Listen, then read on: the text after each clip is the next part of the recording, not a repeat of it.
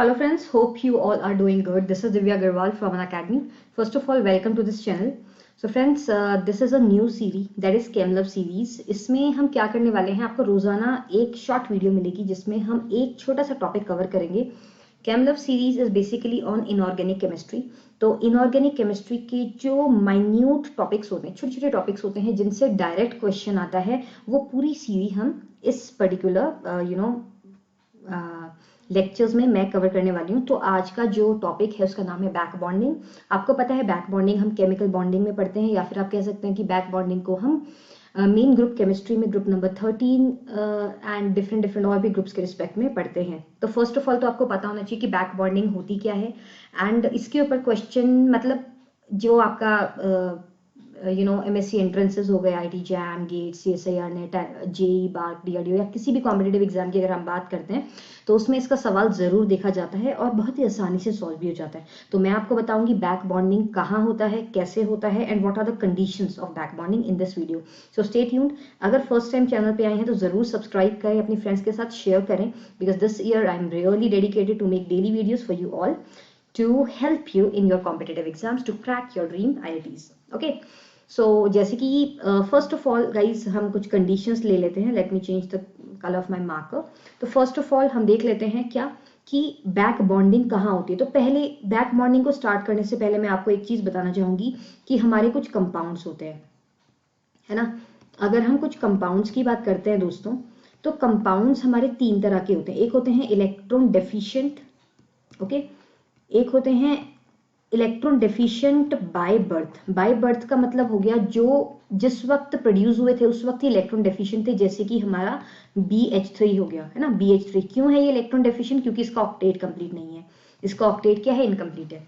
दूसरे होते हैं हमारे जो होते हैं electron deficient by nature. By nature का मतलब क्या हो गया कि रियलिटी में वो इलेक्ट्रॉन डेफिशिएंट नहीं है, राइट. जैसे कि फॉर एग्जाम्पल आपने CF4 ले लिया, ओके. तो इस कार्बन, अगर हम सेंट्रल एटम कार्बन की बात करेंगे तो इस कार्बन में जो इलेक्ट्रॉन की डेंसिटी, जो नंबर ऑफ इलेक्ट्रॉन्स हैं वो तो टोटल 8 ही है ना आउटरमोस्ट शेल में, मतलब इसका ऑक्टेट तो कंप्लीट है. बट क्योंकि इसने बॉन्डिंग या क्योंकि इसने बॉन्डिंग किसी ऐसे एलिमेंट के साथ बनाया है जो कि हाईली इलेक्ट्रोनिगेटिव है, तो वो क्या करता है, इलेक्ट्रॉन्स को अपनी तरफ पुश करता है, जिसकी वजह से इस कार्बन पे पार्शियल पॉजिटिविटी जनरेट हो जाती है. इस वजह से ये चीज क्या होती है, इलेक्ट्रॉन डेफिशिएंट हो जाती है बाय नेचर. और तीसरा होता है electron deficiency by nature as well as by birth. मतलब बाय नेचर मतलब पैदा भी वो हुआ जब उस वक्त इलेक्ट्रॉन डेफिशिएंट था, और नेचर भी उसका क्या है, ऐसा ही है कि वो इलेक्ट्रॉन डेफिशिएंट रहेगा बाय BIR THT के बर्थ. जैसे कि फॉर एग्जांपल BF3 हो गया. तो देखो ऑलरेडी बोरॉन ने जब 3 बॉन्ड बनाए थे तो ऑलरेडी उसके पास एक ऑर्बिटल खाली था, मतलब बर्थ से इसके पास 6 इलेक्ट्रॉन्स हैं आउटरमोस्ट शेल में बोरॉन के. बट अब जब उसने फ्लोरीन के साथ में बॉन्ड बनाया है तो वो जो बचे खुचे 6 इलेक्ट्रॉन्स हैं उनकी भी डेंसिटी जो है वो फ्लोरीन की तरफ ही माइग्रेटेड है. तो इस वजह से जो हमारे कंपाउंड्स होते हैं सबसे पहले तो 3 तरह के होते हैं. एक तो इलेक्ट्रॉन डेफिशिएंट, एक इलेक्ट्रॉन डेफिशिएंट बाय बर्थ, एक इलेक्ट्रॉन डेफिशिएंट बाय नेचर, और एक electron deficient by both, that is by birth as well as by nature. Am I clear? Okay. तो आई होप ये बात क्लियर हो गई होगी. अब मैं आपको एक बात जरूर बता देती हूँ दोस्तों, ये जो वीडियो है ना इसके डिस्क्रिप्शन में आपको टेलीग्राम ग्रुप का लिंक मिल जाएगा और साथ में व्हाट्सएप ग्रुप का नंबर भी है. तो अगर आपको ये नोट्स जो मैं पढ़ा रही हूँ, ये जो भी चीजें हैं वो अगर आपको साथ में चाहिए इसके, तो वो आपको उस टेलीग्राम ग्रुप में प्रोवाइड होंगे रोजाना. ओके. तो अगर आप जुड़ना चाहते हैं तो आप वहाँ पे जुड़ सकते हैं. तो अब ये बात आपको समझ में आ गई होगी कि 3 तरह के कंपाउंड्स होते हैं, by birth, by nature, okay. तो मैंने ऑन एंड होल 3 चीजें बताई आपको कि compounds can be of 3 types. एक तो deficient, electron deficient by birth, electron deficient by birth, okay. Example इसके लिए मैंने आपको दिया था BH3. फिर मैंने बताया आपको electron deficient by nature. Bye nature के लिए मैंने आपको एग्जाम्पल दिया था CF4, और दूसरा मैंने आपको बताया electron deficient by birth, okay, as well as by nature. तो by birth and by nature के लिए मैंने आपको एग्जांपल दिया था BF3. तो आई होप आपको ये बात क्लियर में हो गई होगी. तो अब मैं आपको दूसरी चीज बताती हूँ. अब मैं आपको बता देती हूँ कि what is chemical back bonding क्या होती है और बैक बॉन्डिंग का इस चीज में क्या रोल है. तो दोस्तों जो बैक बॉन्डिंग है बेसिकली ये इसको होने के लिए ये बेसिकली आपका कोऑर्डिनेट बॉन्ड बनता है ना। जब बैक बॉन्डिंग होती है तो उस वक्त एक कोऑर्डिनेट बॉन्ड बनता है, और कोऑर्डिनेट बॉन्ड जब बनेगा तो उसके बनने से कोई भी चीज स्टेबल होती है। तो मैं पहले आपको कुछ कंडीशंस बता देती हूँ कि what are the conditions of back bonding. अगर आपको कंडीशंस पता है तो इसका जो क्वेश्चन होगा वो आप जरूरी से सॉल्व कर पाओगे। तो what are the conditions of back bonding? Okay, तो कंडीशंस क्या होते हैं दोस्तों? There are some conditions. तो सबसे पहली जो कंडीशन होगी वो होती है हमारी compound should be polar. Yes, आप कंपाउंड शुड बी पोलर। सबसे पहले तो कंपाउंड आपका क्या होना चाहिए? पोलर होना चाहिए। पहली बात तो ये होती है। मैं आपको एग्जाम्पल्स के साथ इलैबोरेट करूंगी, बट अभी आप इसको देख लो, ठीक है। कंपाउंड पोलर होना चाहिए। दूसरा, there should be inter electronic repulsion. Am I clear? उसमें क्या होना चाहिए? इंटर इलेक्ट्रॉनिक रिपल्शन होना चाहिए। अब इंटर इलेक्ट्रॉनिक रिपल्शन का मतलब क्या हो गया? जैसे कि फ्लोरीन है, अगर फ्लोरीन है उसके पास में आपको पता है कि देयर आर ऑलरेडी इलेक्ट्रॉन्स, है ना, 6 इलेक्ट्रॉन्स। जैसे एग्जांपल से बताती हूँ, जैसे बोरॉन के साथ में यहाँ फ्लोरीन एग्जांपल में अटैच्ड है, तो ये जो फ्लोरीन है यहाँ पे ये जो इलेक्ट्रॉन्स है ना, ये इस इलेक्ट्रॉन के साथ में क्या करने वाले हैं ना, रिपल्शन करेंगे, और इसी रिपल्शन को हम क्या बोलते हैं? Inter electronic repulsion. दूसरा उसने क्या बोला? बोरॉन एलिमेंट या compound should be polar. Polar in the sense, देखो बोरॉन एंड फ्लोरीन के बीच में इलेक्ट्रोनिगेटिविटी का डिफरेंस जमीन आसमान का है, बहुत ज्यादा डिफरेंस है ना। तो इस वजह से, क्योंकि फ्लोरीन की इलेक्ट्रोनिगेटिविटी वैल्यू पॉलिंग स्केल में तो क्या है? 4 है, तो इस वजह से फ्लोरीन हाईली इलेक्ट्रोनिगेटिव है। तो बोरॉन और फ्लोरीन के बीच में जो गैप है इलेक्ट्रोनेगेटिविटी का वो बहुत ज्यादा है, जिस वजह से यहाँ पे बैक बॉन्डिंग होने के चांसेस हैं। तो फर्स्ट कंडीशन ये है, सेकेंड कंडीशन ये है। तीसरा कंडीशन होता है one atom should have lone pair.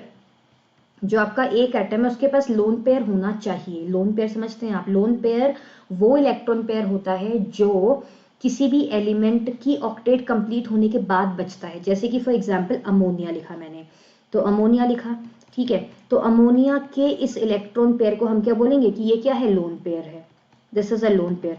पर अगर मैं सिंगलेट कार्बिन लिखूं, है ना, अगर मैं सिंगलेट कार्बिन लिखूं, मान लो मैंने ऐसे बना दिया, ठीक है, तो अब यहाँ पे भी इलेक्ट्रॉन पेयर है, तो इस इलेक्ट्रॉन पेयर को नहीं बोलते हम लोन पेयर। प्लीज इस बात को नोट करना, this is not lone pair, this is a paired electron pair, this is pair of electron. This can not be donated, why? Because carbon बेचारा खुद ही खाली है, उसके पास यहाँ पे यहाँ पे 6 इलेक्ट्रॉन्स हैं ओवरऑल, तो ये लोन पेयर की तरह एक्ट नहीं करेगा कि आप इसको बैक बॉन्डिंग में डोनेट करवा दो। This electron pair will not participate, why? Because this is not a lone pair, this is a pair of electron. Lone pair वो इलेक्ट्रॉन स्पेशी होती है जो किसी भी एलिमेंट के ऑक्टेट कंप्लीट होने के बाद में बचती है। चौथा and most important point is that element या मॉलिक्यूल जिसमें बैक बॉन्डिंग होगी, वहां पे क्या होता है कि element should be, one element should be from the second period. एक एलिमेंट तो सेकेंड पीरियड का होना चाहिए, और दूसरा एलिमेंट आपका या तो सेकेंड पीरियड का हो या फिर थर्ड पीरियड का हो। तो ये बात आपको नोट करनी है। इसके अलावा कोई भी अगर बैक बॉन्डिंग हो रही है, मतलब सेकेंड पीरियड की अगर फोर्थ पीरियड से फिफ्थ सिक्स सेवन, तो दैट इज नॉट कंसिडर्ड, या वो हमारा देखा नहीं जाता, उसको हम नहीं लेते इन the form of a back bonding. I hope आप मेरी बात समझ पा रहे होंगे। तो मैंने आपको क्या बताया कि बैक बॉन्डिंग जो होती है, बैक बॉन्डिंग के लिए 4 इंपॉर्टेंट कंडीशन है। पहली, कंपाउंड पोलर होना चाहिए। दूसरा, there should be inter electronic repulsion. अगर आपका साइड एटम पे इंटर इलेक्ट्रॉनिक रिपल्शन होगा तो ही वो बैक बॉन्डिंग में कंसिडरेबल है, अदरवाइज वो कंसिडरेबल नहीं होता। तीसरी जो चीज है वो है एक एटम के पास लोन पेयर होना चाहिए, एटलीस्ट एक एटम के पास लोन पेयर होना चाहिए, और दूसरे एटम के पास में वैकेंट ऑर्बिटल होना चाहिए। वैकेंट ऑर्बिटल होना चाहिए, एक एलिमेंट के पास में लोन पेयर होना चाहिए, दूसरे के पास वैकेंट होना चाहिए ऑर्बिटल, तभी बैक बॉन्डिंग हो पाएगी। अब जिस एलिमेंट के पास में लोन पेयर है, उस लोन पेयर हमारा कौन सा होता है? लोन पेयर वो होता है जो किसी भी सेंट्रल एटम या किसी भी एटम के ऑक्टेट कंप्लीट होने के बाद बचता है। जैसे कि अमोनिया के लोन पेयर को हम, के जो इलेक्ट्रॉन पेयर है उसको हम लोन पेयर कह सकते हैं, बट इस सिंगलेट कार्बीन के इलेक्ट्रॉन पेयर को हम लोन पेयर नहीं कह सकते। अगर आपको कार्बीन्स के बारे में पढ़ना है, ऑलरेडी मेरे पास पूरी वीडियो सीरीज है जो बनाई हुई है इसी चैनल पे, तो आप उसको चेक कर सकते हैं। चौथी चीज क्या बताइए आपको कि सेंट्रल जो सेकंड पीरियड है उसमें सेकंड जो एलिमेंट है, जब बैक बॉन्डिंग होगी तो उस वक्त एक एलिमेंट सेकंड पीरियड का होना चाहिए, दूसरा या तो सेकंड का या थर्ड का होना चाहिए, तो ही वो बैक बॉन्डिंग में पार्टिसिपेशन करेगा। Am I clear? तो ये कुछ बातें हैं, कुछ चीजें हैं जो आपको समझ में आ गई होंगी। अब मैं आती हूँ नेक्स्ट पॉइंट पे कि जो हमारा बैक बॉन्डिंग होती है, जो हमारी बैक बॉन्डिंग होती है वो किस चीज पे डिपेंड करती है ना। तो basically back bonding coordinate pi bond ही होता है। बैक बॉन्डिंग आपका कोऑर्डिनेट पाई बॉन्ड ही होता है, ठीक है, और वो डिपेंड करता है किसके ऊपर, एक्सटेंट ऑफ ओवरलैप के ऊपर, किस हद तक कोई भी ऑर्बिटल ओवरलैप किया है, और फिर वो इन्वर्सली प्रोपोर्शनल होता है किसके, साइज के। जैसे कि आपने एक ऑर्बिटल लिया, इस तरह से एक ऑर्बिटल लिया और इस तरह से एक और ऑर्बिटल लिया, तो अगर आप इसको 2p कह रहे हो, इसको भी अगर आप 2p कह रहे हो, तो इन दोनों के बीच में बैक मतलब बॉन्डिंग होने के चांसेस अच्छे हैं, यहाँ पे अच्छे से बॉन्डिंग हो जाएगी। बट अगर हम एक ऑर्बिटल तो ले लेते हैं 2p और दूसरा ऑर्बिटल ले लेते हैं से 4p और 3p, ठीक है, तो इनके बीच में जो बॉन्डिंग होगी हो तो जाएगी बैक बॉन्डिंग ना, बट ज़्यादा अच्छी नहीं है, मतलब बहुत अच्छी नहीं होती। वाई? बिकॉज एक तो एनर्जी में डिफरेंस होगा और दूसरा साइज डिफरेंस होगा, एनर्जी भी डिफर करेगी और साइज भी क्या करेगा, डिफर करेगा। तो ये ऑब्वियसली अच्छा होगा और ये वाला थोड़ा सा कम अच्छा होगा, that is because of the size and energy of the orbitals. तो बैक बॉन्डिंग या कोऑर्डिनेट बॉन्ड जो बन रहा है वो डायरेक्टली डिपेंड करता है एक्सटेंट ऑफ ओवरलैप पे, जिस हद तक ओवरलैप करेंगे उतना अच्छा वो बैक बॉन्डिंग होगा, और दूसरा जितना बड़ा साइज होगा उसका एक्सटेंट ऑफ बैक बॉन्डिंग उतना कम होगा, बिकॉज यार साइज बढ़ने से दूरियां बढ़ जाती ना। अब अगर कोई चीज छोटी है, पास है, तो ओवरलैप अच्छा करेगा, एक छोटा है दूसरा बड़ा है, उनका ओवरलैप होने में डिस्टेंस जो ओवरलैप होने में चांसेस हैं वो बहुत कम हो जाती हैं। तो आई होप आप मेरी बात आप समझ पा रहे होंगे, ठीक है। अब मैं आपको बताती हूँ कि कितने तरह की बैक बॉन्डिंग होती है। अगर हम टाइप्स ऑफ बैक बॉन्डिंग को डिस्कवर करेंगे, है ना, टाइप्स ऑफ बीबी की अगर हम बात करते हैं कि बैक बॉन्डिंग अच्छा होती है तो कितने तरह की होती है, तो बैक बॉन्डिंग हमारी 3 तरह की देखी गई है। एक होती है 2p पाई 2p पाई बैक बॉन्डिंग, एक होती है 3p पाई 2p पाई बैक बॉन्डिंग, और तीसरी होती है 2p pi and 3d pi back bonding. Okay, तो इसको हम एक एक एग्जांपल से, मतलब मैं इन जनरल बता देती हूँ। जैसे ए और बी दो एलिमेंट्स हैं, अगर ये भी 2p सेकेंड पीरियड का है, बी भी सेकेंड पीरियड का है, तो इनके बीच में जो बॉन्डिंग नजर आएगी, अगर मान लो यहाँ इलेक्ट्रॉन्स है, तो ये जो बैक बॉन्डिंग होगी उसको हम कहेंगे 2p बैक बॉन्डिंग। दूसरा, अगर हम 3p पाई 2p पाई की बात करते हैं, तो अगर हमारा एक ऑर्बिटल ए बी है और यहाँ पे जो ऑर्बिटल है मान लो वो 3p ऑर्बिटल है, ठीक है, 3p एंड 2p, अब उसमें से क्या होगा, 3p और 2p में से जो 3p ऑर्बिटल होगा ना वो हमेशा डोनर होगा, नोट करना, 3p से आपका 2p में जाएगा। ओके, तो 3p जो ऑर्बिटल होगा वो डोनर होता है, तो इसलिए हम इसको कहेंगे 3p 2p बैक बॉन्डिंग। और इसकी बात करते हैं तो यहाँ पे देख सकते हैं 2p पाई 3d पाई की अगर हम बात करेंगे तो 3d वाला हमेशा एम्प्टी होगा। जैसे अगर ये a है और ये b है, तो यहाँ पे हमारे 2p है और यहाँ पे हमारा ये 3d है मान लो, ठीक है। साइज में अभी ऐसे लिख रही हूँ, बट डोंट थिंक कि साइज ऐसे ही होगा, है ना। तो 2p 3d की बात करते हैं, तो ये यहाँ से जब बैक बॉन्डिंग होगी, यहाँ पे जब ओवरलैप होगा, तो यहाँ पे 3d ऑर्बिटल क्या होगा, खाली होगा। क्योंकि आपको पता होगा कि अगर कोई एलिमेंट थर्ड पीरियड का है तो उसके थर्ड पीरियड में जो 3p ऑर्बिटल होता है वो तो फुल होता है, फिल्ड होता है, इलेक्ट्रॉन्स होते हैं, पर जो 3d ऑर्बिटल होता है वो खाली होता है। तो इस वजह से जब कभी भी बैक बॉन्डिंग में हम 3p को कंसिडर करेंगे तो 3p हमारा डोनेट कर रहा होता है ज्यादातर केसेस में। नॉट सेइंग इट्स 100% श्योर बात है ना, कुछ एग्जाम्पल्स में ऐसा नहीं भी होता। और दूसरे में जब 3d हम लेंगे तो वहां तो हमेशा ही इलेक्ट्रॉन्स को एक्सेप्ट कर रहा होता है, मतलब 3d हमेशा एम्प्टी होता है। तो आई होप आपको मेरी बात समझ में आ गई होगी। अब अगर हम यहीं पे, मैं कलर चेंज करके एक बात और बता देती हूँ, अगर मैं एक्सटेंट ऑफ ओवरलैप की बात करना चाहूँ, है ना, if I want to talk about the extent of overlap, तो आप खुद ही कॉमन सेंस से बता दो एक्सटेंट ऑफ ओवरलैप क्या होगा, बताओ। अगर मैं ओवरलैप के एक्सटेंट की बात करूंगी तो बताओ एक्सटेंट ऑफ ओवरलैप क्या होगा, 2p most effective pi bonding होगी, उसके बाद में 3p पाई 2p पाई सेकेंड नंबर पे होगा, और तीसरा हमारा होता है 2p पाई 3d पाई, ठीक है, 2p पाई 3d पाई ये हमारा थर्ड नंबर का होता है। तो this is the ease of back bonding, सबसे ज्यादा आसानी से होगी 2p पाई, फिर होगा 3p पाई 2p पाई, उसके बाद होगा 2p पाई 3d पाई। तो this is the extent of overlap, that is again because of the size and energy. Size तो खैर जो भी है, बट मेन कंसिडरेशन हम एनर्जी के लिए लेते हैं, है ना। तो आपको ये बात आई होप समझ में आ गई होगी। और अगर आपको कोई डाउट आता है ना तो आप कमेंट्स में लिखने में हिचकिचाया ना करो, जरूर पूछा करो, बताया करो, ओके।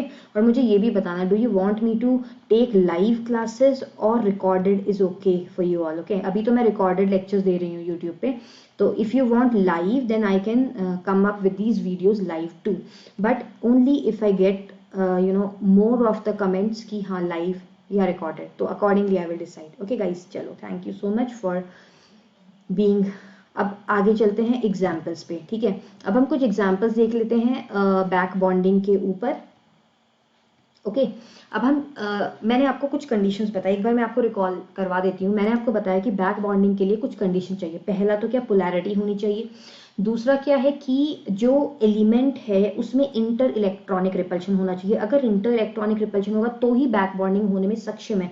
तीसरी कंडीशन है कि एक एलिमेंट के पास में इलेक्ट्रॉन पेयर्स होनी चाहिए और दूसरे एलिमेंट के पास में वैकेंसी या वैकेंट ऑर्बिटल होना चाहिए। चौथी चीज जो है कि जो मोस्ट इंपॉर्टेंट बैक बॉन्डिंग की कंडीशन है वो ये होती है कि जो सेंट्रल एटम है उसके पास में, मतलब सेंट्रल बोलो या जो भी है, एक एटम आपका सेकंड पीरियड का होना चाहिए और जो दूसरा एलिमेंट है that should be either of second period और थर्ड पीरियड। अगर उसके आगे बियॉन्ड बात जाएगी फोर्थ फिफ्थ सिक्स, तो that back bonding is not considered. I hope you are getting okay. तो मैं कुछ एग्जाम्पल्स लिख देती हूँ, 6 एग्जाम्पल्स लिख देती हूँ, फिर हम उसको बैक टू बैक समझ लेंगे। ओके BF3 लिखा मैंने, जैसे कि BCl3 लिखा। ओके फिर हम ले लेते हैं NCl3, फिर हम ले लेते हैं NSiH3 का whole thrice. Similarly I can take OCl2, फिलहाल 5 ले लेते हैं बिकॉज अदरवाइज स्पेस इतना नहीं बचेगा हमारे पास। ओके तो एक एक करके इसको समझते हैं कि किस में बैक बॉन्डिंग होगी किस में नहीं होगी। तो एक बार हम BF3 को देखते हैं। तो इसको थोड़ा सा इलैबोरेट करने के लिए ओपन अप मैं कर रही हूँ, तो अब जरा इसको ध्यान से देखो। बिल्कुल, तो देखो बोरॉन की अगर हम बात करते हैं तो बोरॉन के पास में डब्बा खाली है, मतलब ऑर्बिटल है। दैट यू नो कि boron is an element of second period, isn't it? Yes it is. Fluorine is also the period is present in the period second, yes obviously. Fluorine and boron के बीच में there is partial charge difference, मतलब there is polarity. First condition clear, polarity है। दूसरी चीज की जो fluorine है उसके पास में ऑब्वियसली जो इलेक्ट्रॉन्स है there will be inter electronic repulsion, तो दूसरी बात भी क्लियर हो गई। ठीक है भाई, बात बन गई। तीसरी चीज, सेकंड कंडीशन क्लियर है। तीसरी चीज, एक के पास वैकेंट ऑर्बिटल है, दूसरे के पास में फिल्ड ऑर्बिटल है, तीसरा भी क्लियर हुआ। चौथी जो कंडीशन थी वो थी कि दोनों एलिमेंट या तो सेकंड पीरियड के होने चाहिए, उनमें से एक थर्ड पीरियड का या एक सेकंड का हो सकता है। तो भाई हमें तो पता ही चल गया कि ये भी सेकंड का ये भी सेकंड का, यानी कि कॉन्ग्रेचुलेशंस, यहाँ पे बैक बॉन्डिंग होगी और ये आराम से बैक बॉन्डिंग कर पाएंगे। तो BF3 में बैक बॉन्डिंग होने के 100% चांसेस हैं, यहाँ पे बैक बॉन्डिंग होगी। और इसी बैक बॉन्डिंग के वजह से थोड़ी सी, बहुत ही थोड़ी सी स्टेबिलिटी यहाँ पे जरूर होगी। ठीक है, हल्की सी। तो यहाँ पे यस BF3 में बैक बॉन्डिंग होगी। तो आई होप आपको ये बात क्लियर हो गई होगी। BCl3 की बात करते हैं, तो इसको भी मैं लिख देती हूँ। तो BCl3 को अगर आप इलैबोरेट करो, ओपन अप करो, तो देखो यार बोरॉन ऑब्वियसली खाली डब्बा है, क्लोरीन के पास भरा हुआ डब्बा है, कैसा P2P, इसके पास क्या है 3P। चलो अच्छा, मैं एक एक करके बताती हूँ। देखो जो बोरॉन है सेकंड पीरियड का एलिमेंट है, बिल्कुल। क्लोरीन क्या है, थर्ड पीरियड का एलिमेंट है, बिल्कुल। यहाँ पे पार्शियल पॉजिटिव, यहाँ पे partial negative. Condition 1 clear. Condition 2 क्या थी कि जो B और Cl है दोनों के पास में एक के पास डब्बा खाली होना चाहिए, एक के पास डब्बा भरा हुआ होना चाहिए, है बिल्कुल। तीसरी चीज की अगर हम बोरॉन और क्लोरीन को इंडिविजुअली देखेंगे, अगर हम बोरॉन और क्लोरीन को इंडिविजुअली देखेंगे तो 100% यहाँ पे बैक बॉन्डिंग होने के चांसेस हैं, क्योंकि क्लोरीन के पास में भी तो इंटर इलेक्ट्रॉनिक रिपल्शन होंगे ना, वो भी तो हैलोजन फैमिली का ही है, तो इंटर इलेक्ट्रॉनिक रिपल्शन होंगे। कंडीशन तीसरी भी क्लियर है।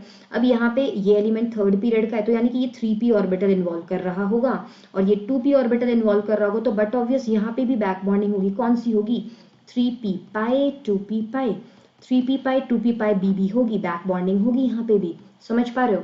ओके चलो, so I hope this part is very much clear to you all. अभी मैं आपको एक और एग्जांपल यहाँ NCl3 को देख लेते हैं। तो अब जरा NCl3 पे गौर फरमाएं, बेहद इंपॉर्टेंट सवाल है। ठीक है, देखो नाइट्रोजन और क्लोरीन की अगर हम बात करते हैं तो दोस्तों नाइट्रोजन के पास में लोन पेयर है, हाँ बिल्कुल। कौन सा पीरियड में है, ये तो सेकंड पीरियड में है ना, सेकंड पीरियड में है। क्लोरीन कौन से पीरियड में, ये तो हमारे थर्ड पीरियड में, ये बात एकदम क्लियर है। ठीक है, अब है क्या एक्चुअली कि अगर मैं आपको एक बात कहूँ, क्या कहूँ, देखो सुनो एक minute, let me change the colour of my marker. तो अब क्या है कि जो क्लोरीन है उसके पास में 2p तो फिल्ड है, बट उसके पास में जो 3d है वो खाली है ना। मैं ऐसी ऑर्बिटल्स फर्जी बना रही हूँ कि डोंट टेक इट कंसिडरेशन की मैंने जो बनाए हैं वही उसका शेप होगा, ऐसा कुछ नहीं है, बस ऐसे ही बना लिया। ओके, तो this is 3d orbital which is empty. तो यानी कि 3d ऑर्बिटल, ये 3d ऑर्बिटल है, ये 2p ऑर्बिटल है, यहाँ पे इंटर इलेक्ट्रॉनिक रिपल्शन है, हाँ। नाइट्रोजन के पास लोन पेयर, क्लोरीन के पास डब्बा खाली, 3d खाली है, हाँ। क्या नाइट्रोजन और क्लोरीन के बीच में जो कंडीशन थी वो वेरीफाइड है? नाइट्रोजन सेकंड पीरियड का है, क्लोरीन थर्ड पीरियड का है, हाँ।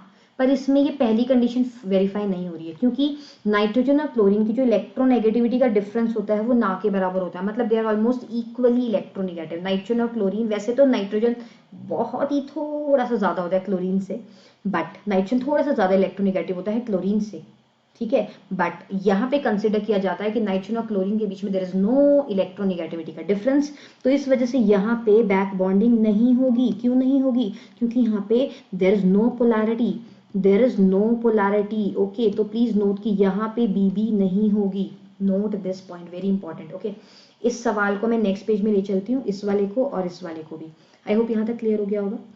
तो हमारा जो सवाल था, जो क्वेश्चन था, वो ऐसा कुछ था, N के साथ में क्या लगा हुआ था? SiH3 whole thrice. ओके, तो नाइट्रोजन के साथ में हमने सिलिकॉन लिया, उसके साथ में 3 हाइड्रोजन है। ओके, एक और सिलिकॉन के साथ में 3 हाइड्रोजन। अब यार ऐसे आपको बनाने की जरूरत नहीं है, मैंने पता नहीं क्यों बना दिया आपने ही, मतलब आई डोंट नो व्हाई। चलो कोई बात नहीं, हो जाता है कभी कभी।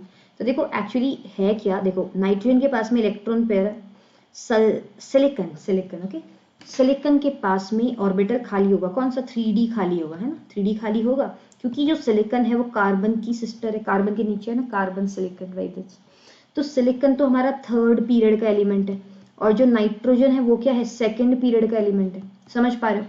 तो ये इस तरह से है, तो इस वजह से नाइट्रोजन के जो इलेक्ट्रॉन्स हैं, हाँ पहले एक बार देख लेते हैं। कंडीशन नंबर 1, क्या ये पार्शियल नेगेटिव पार्शियल पॉजिटिव है? Condition number 1 followed. Condition number 2, क्या नाइट्रोजन और सिलिकॉन में इंटर इलेक्ट्रॉनिक रिपल्शन है क्या? तो सिलिकॉन में भी ऑब्वियसली जो p ऑर्बिटल्स होते हैं 3p, वहां पे भी इलेक्ट्रॉन्स होंगे, थोड़ा बहुत रिपल्शन हो रहा होगा, इतना ज्यादा नहीं होता बट हाँ होता है, ठीक है। तीसरी कंडीशन, नाइट्रोजन और सिलिकॉन की अगर हम बात करेंगे तो यहाँ पे नाइट्रोजन के पास में लोन पेयर है, हाँ, सिलिकॉन के पास में डब्बा खाली है, हाँ। चौथी कंडीशन, नाइट्रोजन 2nd पीरियड का है, हाँ, सिलिकॉन 3rd पीरियड का है, हाँ। बैक बॉन्डिंग होगी? बिल्कुल होगी। कैसे होगी? ऐसे होगी।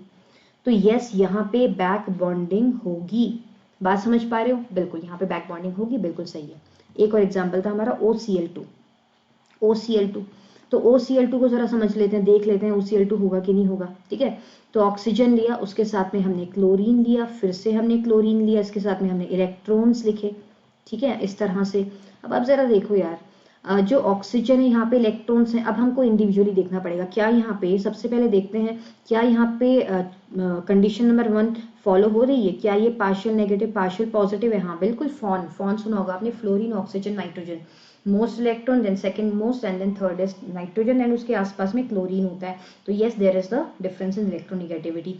अब ये जो क्लोरीन है ये आपका किस पीरियड का है? ये तो 3rd पीरियड का एलिमेंट है, ओके, ये आपका 3rd पीरियड का एलिमेंट है। और अगर हम बात करते हैं ऑक्सीजन की, तो ये आपको पता ही है कि ये 2nd पीरियड का एलिमेंट है ना, ये तो आपका 2nd पीरियड का एलिमेंट है। तो होगा क्या कि जो क्लोरीन है उसके पास में d ऑर्बिटल होगा, है ना, d ऑर्बिटल खाली होगा, 3d खाली होगा, और यहाँ पे जो 2p ऑर्बिटल है वो क्या भरा हुआ है? 2p ऑर्बिटल भरा हुआ है। तो ये जो 2p खाली है और ये जो 3d, आई मीन सॉरी, जो 2p भरा हुआ है और जो 3d खाली है, वहां पे बैक बॉन्डिंग होने के चांसेस है, बिकॉज यहाँ पे सारी कंडीशन फॉलो हो रही है। फर्स्ट कंडीशन, इलेक्ट्रोनेगेटिविटी का डिफरेंस, हाँ क्लियर है। दूसरी कंडीशन, क्या ऑक्सीजन और क्लोरीन में इंटर इलेक्ट्रॉनिक रिपल्शन है? हाँ बिल्कुल है। तीसरी चीज, क्या ऑक्सीजन के पास डब्बा भरा हुआ है? हाँ। क्या क्लोरीन के पास डब्बा खाली है? हाँ। चौथी चीज, क्या क्लोरीन 3rd पीरियड का है? हाँ। क्या ऑक्सीजन 2nd पीरियड का है? हाँ। तो यानी कि चारों की चारों कंडीशन फॉलो हो रही है, यानी कि यहाँ पे बीबी डेफिनेटली होगा। तो आई होप आपको मेरी बात समझ में आ गई होगी, आ गई ना? बहुत बढ़िया। तो अगर आपको बात समझ में आ गई तो बहुत ही बढ़िया। मेरे पास ऐसे बहुत सारे और भी क्वेश्चंस हैं, ओके, तो वो मैं आपको टेलीग्राम चैनल पे या फिर हमारा जो व्हाट्सएप ग्रुप है वहां पे आपको प्रोवाइड कर दूंगी इसका असाइनमेंट, ओके, वहां पे आप सॉल्व करते रहना। मैंने जो वीडियो प्रोवाइड की है इसमें मैंने सिर्फ, अब देखो, अगर आप इन, जैसे मैंने आपको ये क्वेश्चन दिए थे 5, ये 5 क्वेश्चन दिए थे, है ना, तो this was 1, this is 2, this is 3, 4 and then 5। तो अगर आप इन पांचों को सही सही गेस कर पाए कि यहाँ बैक बॉन्डिंग हो रही है, यहाँ पे हो रही है, यहाँ पे नहीं हो रही, यहाँ हो रही, यहाँ हो रही, तो बहुत बढ़िया बात है, कॉन्ग्रेचुलेशंस, यू वॉन, आपने बिल्कुल सही से समझ लिया कि हाँ यहाँ बैक बॉन्डिंग होगी। और अगर आप इसको सॉल्व नहीं कर पाए तो अगेन कॉन्ग्रेचुलेशंस, क्योंकि आपने ये सीख लिया कि इस कॉन्सेप्ट को कैसे लगाते हैं। सो चाहे कर पाओ या ना कर पाओ, अल्टीमेटली फायदा आपका ही है, ठीक है। चलो, thank you so much for being with me guys. तो मैं आपको दोबारा मिलूंगी कहाँ? आज रात को हमारी क्लास है 9 बजे। 9 बजे कहाँ पे क्लास है? अनअकैडमी पे। अनअकैडमी पे मैं क्या पढ़ा रही हूँ आज? अनअकैडमी पे मैं पढ़ा रही हूँ, टॉपिक मैं भूल चुकी हूँ, नेम रिएक्शन है। कौन सा नेम रिएक्शन है ये मेरे दिमाग से स्किप हो गया। तो नेम रिएक्शन करेंगे, उसके साथ में क्विज अटैच्ड होता है, ठीक है। और दूसरा एक और क्लास है मेरी रात को 10 बजे। रात को 10 बजे कहाँ पे क्लास है? जो अनअकैडमी का यूट्यूब चैनल है, ओके। अनअकैडमी का जो यूट्यूब चैनल है वहाँ पे 10 बजे क्लास है, और उसका टॉपिक क्या है? PYQs of intermediates. आज हम पढ़ेंगे intermediate, PYQs of intermediate, okay. तो ये क्लास है। तो इसके जो लिंक्स हैं, मेरा प्रोफाइल लिंक अनअकैडमी वाला ऑलरेडी डिस्क्रिप्शन में वीडियोस के, इस वीडियो के डिस्क्रिप्शन में ऑलरेडी डाला हुआ है, तो वहां से आप बिल्कुल यहाँ पे आ सकते हो, ठीक है। और फिर भी मैं एक बार आपको दिखा देती हूँ अगर आपको शक हो रहा है, okay. Just a minute, just 1 minute दे दो मुझको। तो ये मेरी प्रोफाइल है, इसका ना लिंक नीचे डिस्क्रिप्शन में गिवन है। तो अभी मैंने क्या बताया आपको, ये फ्री क्लास होती है, स्पेशल क्लास है ना। तो आज क्या 19 जुलाई है, तो ये understand Wittig reaction with quiz, तो ये वाला क्लास है आज रात को 9 बजे अनअकैडमी पे। तो 7 घंटे 17 मिनट में ये लाइव हो जाएगा, तो इसमें आप ज़रूर आएँ, ठीक है। तो आई होप आपको मेरी बात समझ में आ गई होगी, ठीक है। और उसके अलावा जो रिसेंटली मैंने कोर्सेज अनअकैडमी पे स्टार्ट किए हुए हैं, वो भी मैं आपको एक बार बता देती हूँ कौन से स्टार्ट किए हुए। तो मैं पढ़ा रही हूँ आजकल ये वाला course, that is periodic properties and bioorganic chemistry, जिसमें मेन ग्रुप चल रहा है आजकल। इसके अलावा हमारा अगस्त 1 से मेरा ऑर्गेनोमेटालिक स्टार्ट हो जाएगा, डिटेल कोर्स। और उसके बाद में 12 अगस्त से एक और detail course coordination chemistry start हो जाएगा। और साथ में मतलब मेरे 4 कोर्स हैं यार, एक ये भी है ऑर्गेनिक केमिस्ट्री का कंप्लीट कोर्स है ना। तो ये चारों अभी at present back to back लगे हुए हैं, बाकी ये सारे मैं पढ़ा चुकी हूँ, है ना। ये सब चीज़ें आप जाके देख सकते हो। ये सारे के सारे courses are already pre loaded in the form of recorded, okay, on Unacademy platform. तो आप नीचे डिस्क्रिप्शन में जाओ, लिंक को टच करो, देखो क्या है क्या नहीं। कोई कॉन्टैक्ट क्वेरीज, कुछ पूछना है, कुछ जानना है, तो नीचे कॉन्टैक्ट नंबर है, यू कैन व्हाट्सएप, ओके, और you can join Telegram group for the solutions of this assignment जो मैं आपको प्रोवाइड करूंगी, okay. So and yes again thank you for being with me. अगर फर्स्ट टाइम चैनल पे आए हैं तो ज़रूर सब्सक्राइब करें, लाइक करें, अपने फ्रेंड्स के साथ शेयर करें। Thank you so much for being connected. Take care. Bye-bye.